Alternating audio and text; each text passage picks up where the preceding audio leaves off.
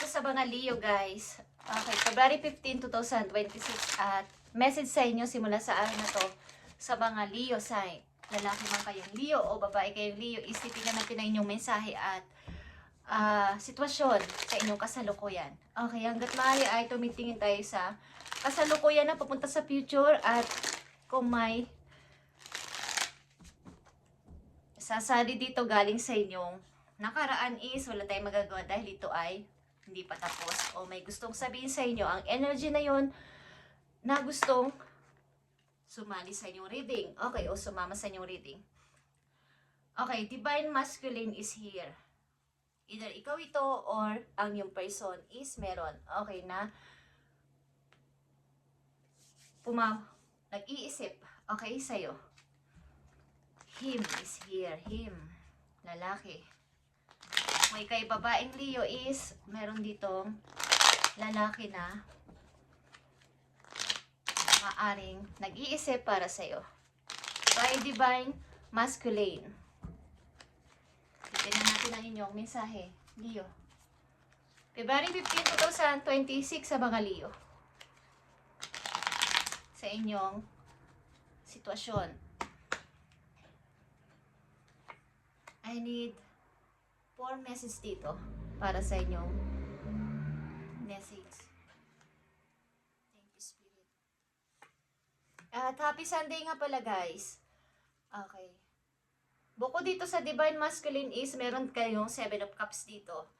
Mga taong pamimilian ninyo sa hinaharap, guys, o sa kasalukuyan ninyo meron na mga offer galing sa maraming tao. Okay? Ito ay may kinalaman sa person, guys, sa tao. Kaya, alin ba dito? Okay? Alin ba dito ang dapat kong i-choose? Alin ba dito ang dapat kong piliin? O alin ba dito ang tama? Ang hirap pumili, ang hirap mag-decide dito. Okay, tingnan natin ang una mong message, Leo. Andito ang making changes. Okay? Compromise. Para sa pagbabago, guys, making changes sa inyong buhay. Okay, bakit nandito ang making changes? At something na ilan sa inyo ay naguguluhan, ang ilan sa inyo ay malungkot, ang ilan sa inyo ay nahihirapan sa sitwasyon na to. Kailangan ko ng pagbabago sa sarili ko. Kailangan ko ng big changes sa buhay ko. Okay, tingnan natin ang compromise o making changes, guys. Nandito ang 9 of Wands, Leo. Maraming problema, maraming messages, maraming problemang inaatang sa akin. Pero isa lang o konti lang naman ang kaya kong bigyan ng solusyon o i-handle. Bakit ang dami ninyong ibinibigay sa akin problema? Okay, guys. At nandito ang the Moon. Maraming istorbong tao sa paligid. Maraming nangungulit. Ang daming nagme-message. Ang daming tumatawag. Ang daming nagsasalita. Ang daming nagtatanong. Gusto kong manahimik man lang kahit saglit. Gusto kong mapag-isip at maliwanagan para makapag-isip-isip ako ng tama kong gagawin. Bakit ang dami yung istorbo sa buhay ko? Guys, okay, Leo. At nandito ang 3 of Wands. Something na may wini-wait ka. May hinihintay ka. Parang ang tagal kasing dumating. Okay?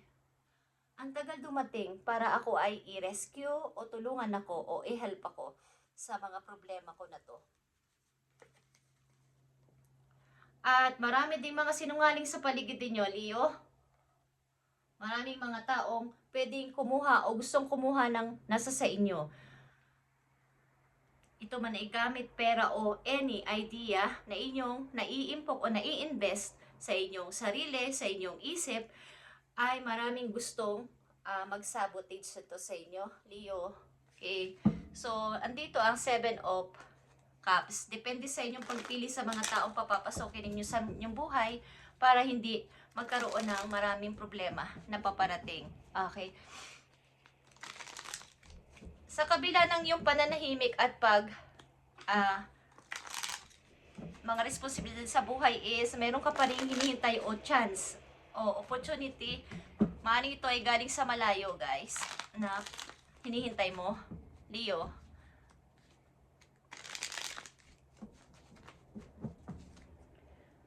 Making changes, Leo. Tignan natin to, guys. Ang message sa inyo. Para to sa mga Leo. Bigyan mo sila ng tamang message para sa mga Leo. I need message for Leo.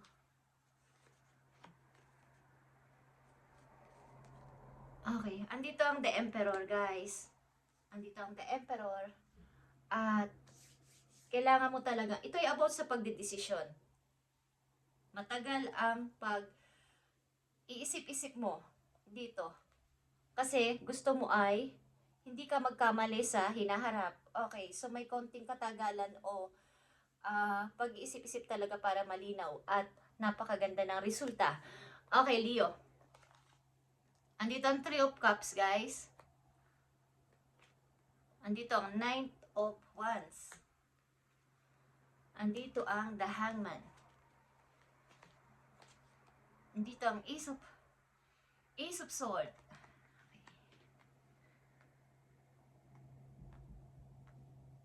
Maring sa inyong kasalukuyan, Leo, ay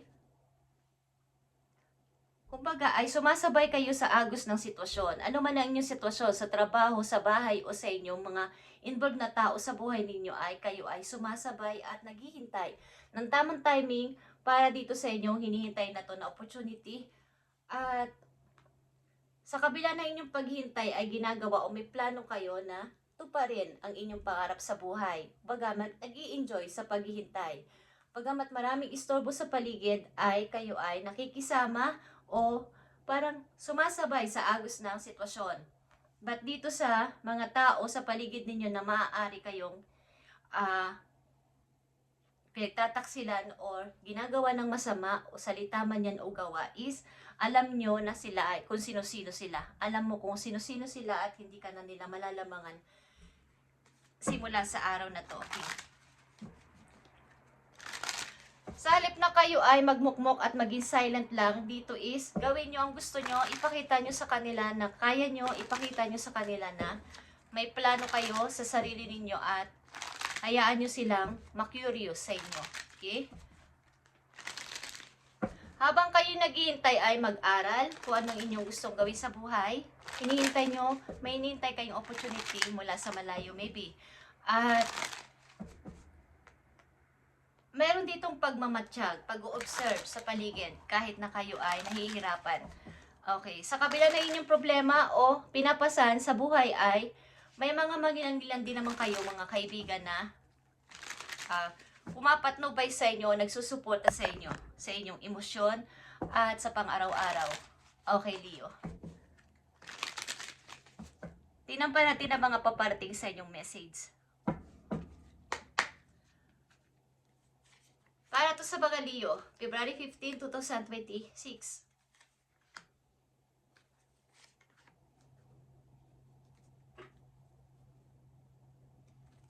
May mga messages na dumating sa inyo pero nasasayang. Okay. Sa halip na para sa inyo ang message na yon ay merong nagme-message sa inyo na isang tao pero binubura. Ibig ko sabihin, may message pero gusto niyang baguhin. Hindi sa sigurado sa i-message siya sa inyo. Nasasayang. Okay. And dito na naman ang the moon. Okay. Sa kabila ng inyong pananahimik sa mga curious sa tao na to, pang-abalang tao na to sa buhay ninyo, ay may nagmamatsyag naman sa inyo. May nagpo-protect naman sa inyo. Okay? Literal man to na mga kaibigan sa paligid or ang inyong guides doon sa taas is kayo ay pinapatnubayan. Okay? Huwag kayong matakot sapagkat ang mga istorbong ito sa buhay ninyo ng mga tao o energy ay takot dito sa inyong guide na to, okay? Maging ito man ay inyong literal na kakilala or guides ninyo dun sa langit is meron. Okay, Leo, huwag kayong mag-panic o mag-worry dito sa mga nang aabala sa inyo. Nandito ang judgment, guys. Okay. Maaaring ang inyong buhay mag-asawa o buhay, kasal o marriage ay nagtapos na sa mga Leo na nandito. At para na lang sa kapakanan ng mga bata o ng inyong anak kung may kasama kayo sa buhay ay nagpapatuloy kayo at meron kayong plano na maging masaya pa din at umunlad sa buhay. Okay, maaaring tapos na ang inyong marriage life at sa mga Leo na nandito, karamihan. Tapos na ang inyong marriage life, ano man ang inyong gawing pag-grow at pag-survive dito ay hindi na nangyari. But dahil sa may mga bata o may bata is gusto ninyong maging alive pa din o maging masaya pa din sa hinaharap. Gawin ang gusto at may plano. Okay. Andito ang King of Pentacles, guys. Okay. Something. May isa ditong peso na kayo ay bibigyan ng chance o ng opportunity. Okay? Isang tao na kayo ay pinagmamasdan. Nakikita ang inyong effort, nakikita ang inyong galing sa trabaho, kung ito sa trabaho, is meron, guys, okay? Alam niya ang inyong pagsisikap at ang inyong hirap sa buhay o ang inyong ginagawa is nakikita ng mataas sa inyo, guys, at maaaring napaka-humble ng karamihan sa inyo at nakikita ito ng inyong boss, nakikita ng nakakataas sa inyo na kayo ay may mga pinagdadaanan pero kumbaga may skills naman kayo o may talent o may potential na maging mas mataas pa sa iba pero nandito yung inyong pagkamababang loob, humble sa kapwa at nakikita ito ng mataas sa inyo. Okay guys, andito ang 10 of Cups. Masaya kayo sa inyong family, kasama man nyo ang inyong mga magulang o may mga anak kayo is masaya, may happy family kayo masasabi. Bagamat may mga taong nagsinungaling sa inyo o sumira ng inyong tiwala is meron kayo masasabing happy family at masaya kayo kasama sila sa ngayon. Okay, Leo.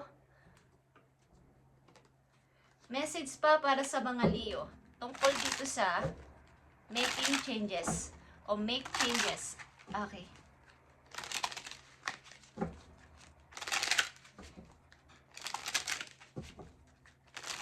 Para to sa mga Leo at may gustong mag-message sa iyo pero binubura ang kanyang mensahe na ipapadala. Baga hindi sigurado, baka hindi magustuhan ni Leo ang sasabihin ko or gagawin ko. Tingnan natin ang tatlong mahalagang message na paparating sa inyo, guys, simula sa araw na to. Simula sa araw na to, February 15, 2026, sa mga Leo, paparating na message. Nakita nyo ba ang inyong energy? The sun is here. Paparating na message sa inyo. Happiness ito, guys. Happiness at temperance is here. Temperance and Page of Pentacles. May mga masasayang bagay na papating sa inyo at kayo magiging masaya talaga dito, 101%.